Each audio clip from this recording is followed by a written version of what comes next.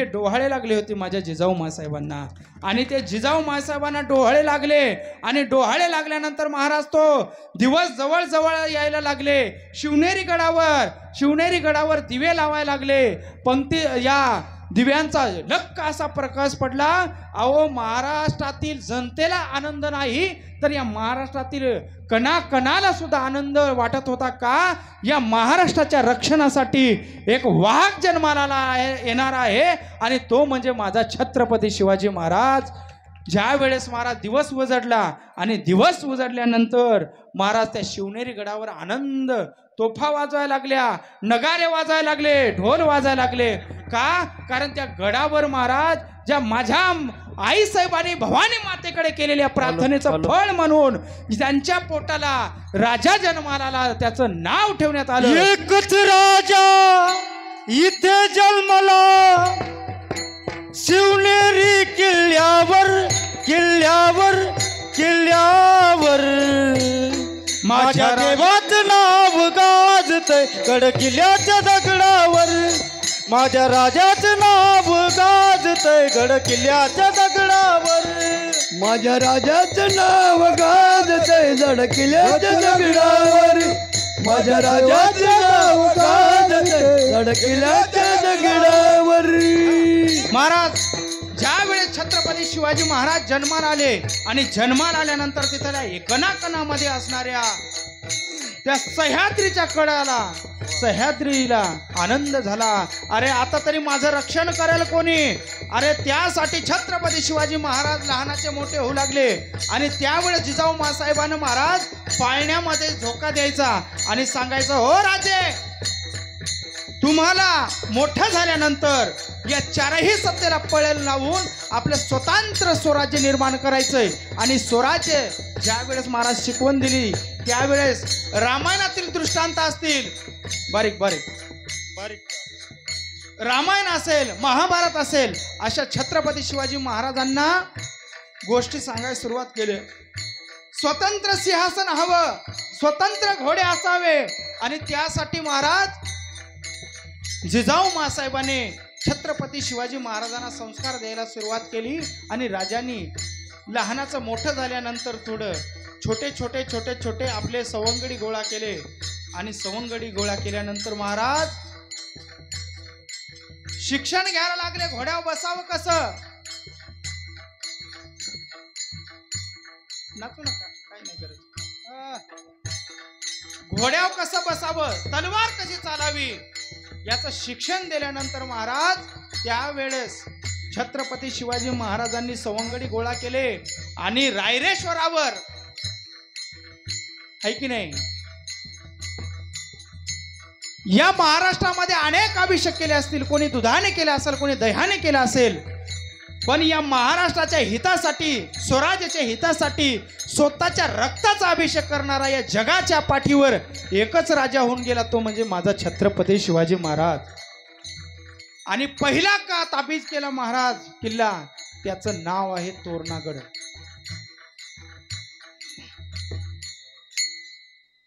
हो तोरण बांधिले स्वराज्याचे त्या तोरणागडाला, तो बापाचा बाप माझा शुभा जन्मला. तो बापाचा बाप माझा शुभा जन्मला. तो बापाचा बाप माझा शुभा जन्मला. तो बापाचा बाप माझा शुभा जन्मला. हे माझे जिजाऊची पुण्याई कशी आली व फळाला. माझे जिजाऊची पुण्याई कशी आली व फळाला.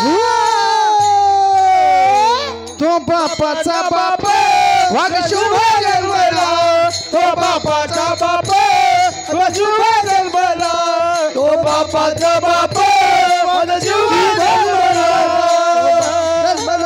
जन्मला. छत्रपती शिवाजी महाराज की धर्मवीर संभाजी महाराज की जय. अशी गर्जना झाली पाहिजे महाराज की गाव झोपलेलं जागा झालं पाहिजे. इकडे चालू नेमकं काय आहे की नाही. अहो त्या छत्रपती शिवाजी महाराजांनी धर्माचं रक्षण केलं आणि त्या छत्रपती शिवाजी महाराजांच्या विचारावर आपण चाललो पाहिजे, हा महाराष्ट्र चालला पाहिजे आणि आपण आपल्या मुलांना चांगलं शिक्षण दिलं पाहिजे, कारण ही काळाची गरज आहे. जर पाहायला गेलं तर बांगलादेशमध्ये महाराज काय परिस्थिती आहे, हिंदूवर काय अत्याचार होत आहे ते सांगण्याची गरज नाही. प्रत्येकाच्या घरामध्ये टीव्ही आहे आणि मोबाईल आहे हातामध्ये. आपण पाहिलो, अरे इतका अत्याचार चाललाय, कोणाला धरलं जातं त्याची जीभ कापली जाती, व्हिडिओ आलेले आहेत महाराज. कोणाला धरलं जातं त्याचा हात कापला जाता, 4 नाही 40 जण एका हिंदूला धरू मारतात. ही परिस्थिती आज आहे काळा याच्यामध्ये बांगलादेशमध्ये. आणि ती परिस्थिती आपल्या भारतावर येण्याला काही दिवस राहिले नाहीत, काहीच राहिले नाही महाराज. आपली काय तयारी आहे? समजा आज इथं तुमच्या गावामध्ये जर भांडणं झाले तर काय तुमच्याकडे तयारी? काही नाही. पण महाराज दुश्मन प्रत्येकाच्या घरामध्ये साहित्य आणून ठेवलेलं आहे, फक्त ते वाट पाहले कशाची, की आम्हाला संधी कधी मिळेल, आणि संधी मिळाल्यानंतर एका दिवसामध्ये महाराज बांगलादेश करून टाकतील आपल्या भारताचा. म्हणून आपण सावध झालं पाहिजे, आपल्या मुलांना शिक्षण द्यायला पाहिजे धर्माचं. आपला धर्म काय, कारण आज जर पाहायला गेलं तर कोणत्याही मुलाला आपल्या धर्माची व्याख्या सुद्धा सांगता येणार नाही. मला सांगा महाराज, आपल्या आता संस्थेतले मुलं सोडा महाराज, जेवढे मुलं असतील त्यांनी सांगा आपला हिंदू धर्म ग्रंथ कोणता आहे आपला, सांगा पोरो, कोणता धर्म ग्रंथ आहे आपला हिंदू?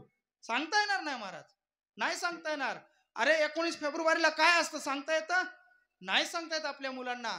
का? कारण आपण ते संस्कारच दिले नाहीत. अरे तुकोबारा काय, ज्ञानोबारा काय, हे कोणालाही सांगता येत नाही. आपल्या आजच्या जर शिकणाऱ्या चांगल्या मुलांना विचारलं तरी काहीच सांगता येणार नाही. पण ऐका, त्या याला जर विचारलं एखाद्या त्यांच्या मुलाला, तर ते लहानपणापासूनच त्यांना संस्कार देतात महाराज, की ज्या वेळेस तो लहान असतो एखादी भावली आणून देतो, त्यावेळेस तो काय म्हणतो, ही भावली कुणी दिली तुला? अल्लाने आणून दिली तुला. मग त्या मुलाला वाटतं मला ही भावली कुणी दिली? माझ्या पप्पांनी नाही. कुणी दिली? अल्लाने दिली. असं काही गोष्ट दिली की ही कुणी दिली? प्रत्येकाच्या धर्मामध्ये महाराज हे शिक्षण आहे, प्रत्येकाला शिक्षण दिलं जातं की हे आपला देव आहे. असा एकच महाराज आता धर्म राहिलाय, तो म्हणजे आपला हिंदू. की बसून एकही असं सांगा मला या गावामध्ये 9-10, मी सगळेच म्हणत नाही, 10% तसे लोक सापडतील की आपल्या मुलांना सांगतात की हा आपला ग्रंथ आहे, हा आपली ज्ञानेश्वरी आहे, ही वाचली पाहिजे. पण मी विश्वासानं सांगू शकतो की 90% लोक आपल्या मुलांना अजून घेऊन सुद्धा बसले नसतील की काय आपला धर्म, काय धर्म आहे आपला, हा सांगण्यासाठी 90% लोक आज बसले नाहीत घेऊन. पण महाराज अशी परिस्थिती पुढे येईल, म्हणून हे आपण जागा झालं पाहिजे आणि आपल्या मुलांना चांगले संस्कार दिले पाहिजे, चांगलं देश हितासाठी. कारण या जीवनामध्ये जर पाहायला गेलं तर देव, देश आणि धर्म यासाठी अनेक पुरुषांनी आपल्या बलिदान दिलेलं आहे. त्यामध्ये महाराज देवावरच आता सांगायला गेलं तर महाराज ज्ञानोबाराय तुकोबाराय काय सहजच झाले का? ज्ञानोबाराय तुकोबाराय सहज झाले नाहीत महाराज. त्यांनी आयुष्यामध्ये संघर्ष केला, संघर्ष एवढा केला. अरे ज्ञानोबारायांच्या झोळीमध्ये मधुकरी न टाकता त्या लोकांनी मधुकरी मागाय गेल्यानंतर ज्ञानोबारायांना ज्या वेळेस महाराज धर्मसभेमध्ये उभे राहिले विठ्ठलपंत आणि रुक्मिणी आई साहेब, आणि त्या धर्मसभेमध्ये सांगण्यात आलं की तुम्ही काय देहांत प्रायचित घ्यावा, देहांत प्रायचित घ्यावा म्हटल्यानंतर महाराज देहांत प्रायचित घेतला. अरे ज्ञानोबारावर जबाबदारी आली होती, आणि ज्ञानोबारावर जबाबदारी आली या दोघा भावंडांना जगवण्याची, सांभाळण्याची.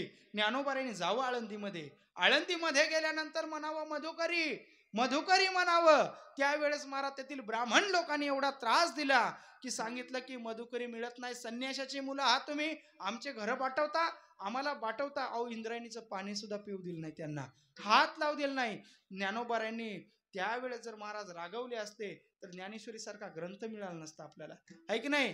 ज्ञानोबारायांच्या जोळीमध्ये काही महाराज चांगले लोक होते ज्यांचं हृदय पिळून जायचं, ते काही महाराज लोकांनी त्याच्यामध्ये पीठ पाट टाकावं, मधुकरी वाढावी. पण काही महाराज विसोबा चाटेसारखे असे माणसं भेटले ज्ञानोबारायांच्या जीवनामध्ये की द्वेष केला. मिळालेल्या मधुकरीमध्ये सुद्धा त्याने सेन टाकण्याचं काम केलं महाराज, खापर न मिळू देण्याचं काम केलं. पण त्याच विसोबा चाट्याने ज्ञानोबारांनी जर विचार केला असता तर महाराज ज्ञानोबारांनी नुसती दृष्टी जरी टाकली असती तर जळून भस्म झाला असता विसोबा चाटे.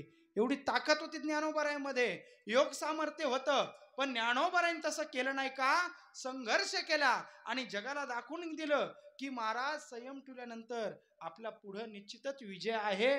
ज्ञानोबारायांनी सहन केलं म्हणून आपल्याला या ज्ञानोबारायांनी वाढवलेला हा वारकरी संप्रदाय पाहायला मिळाला. ज्ञानोबारायांनी आपल्याला अमृत अनुभव, ज्ञानेश्वरी असेल, हरिपाठ असेल, असे चांगदेव 65 असे अनेक ग्रंथ दिले. अहो, आणि सगळ्यात बघा ज्ञानोबारायांचं मोठेपण बघा. एका सेकंदात सांगतो, ज्यावेळेस ज्ञानोबारायांना समाधी, संजीवन समाधी देण्यात आली, ज्यावेळेस ज्ञानोबाराय समाधीला बसले आणि बसल्यानंतर देवाने सांगितलं, ज्ञाना, अरे आयुष्यभर तू संघर्ष केलास, आयुष्यभर लोकांनी तुला त्रास दिला, पण तू लोकांना एक सुद्धा काही त्रास नाही दिला, लोकांना काही सुद्धा म्हणला नाहीस. ज्ञाना, अरे ज्या वेळेस मी तुला द्यायला गेलो त्यावेळेस तू समाजासाठीच मागितलं, या जगासाठीच मागितलं. माझं एक शेवटचं वाक्य ऐक ज्ञाना, अरे ज्या वेळेस तू सगळ्या जगासाठी मागितलं, आज समाधी द्यायला मी आलोय ज्ञाना, ऐक, अरे काहीतरी तुझ्यासाठी माग. पण ज्ञानोबारांनी शेवटचा सुद्धा क्षण काय केला महाराज, ज्या वेळेस ज्ञानोबारांनी मागितलं, देवा, निवृत्ती दादाकडे पाहिलं, नामदेवरायाकडे पाहिलं आणि देवाला सांगितलं, देवा तुला द्यायचंच असेल तर काय देवा, तू काय कर, मला काहीच देऊ नको. या जगासाठी महाराज ज्ञानोबारांनी पसायदान मागितलं. विश्वात्मक देवाकडे सांगितलं की जे खळांची व्यंकटी सांडो तया सत्कर मिरती वाढो. जे खळ लोक असतील या जगामध्ये ते लोक जाऊ दे नको म्हटले नाही महाराज, त्या खळांचा खळ निघून जाऊ दे आणि सत्कर्म करण्याचे त्यांना काय दे, बुद्धी दे. एवढा संघर्ष केला ज्ञानोबारायांनी. अरे तुकोबारायांची पत्नी गेली, पाटीलकी गेली.